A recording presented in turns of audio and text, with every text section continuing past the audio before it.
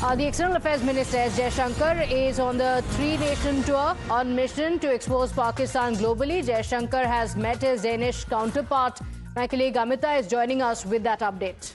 Yes, Pratibha, we've seen the multiple delegations also that they have been departing from India to their destinations as far as exposing Pakistan on a global stage, armed with also evidence and proof. However, post-Operation Sindoor, the outreach continues to different countries as well, because here establishing a fact that Pakistan is a terror state, that is something for the world to know. And as far as the External Affairs Minister is concerned, he's been meeting with the Indian diaspora while being in Copenhagen, and saying that they hold the Indian flag high in Denmark and shape a positive image in the country. He's been also meeting when it comes to their counterparts in Copenhagen.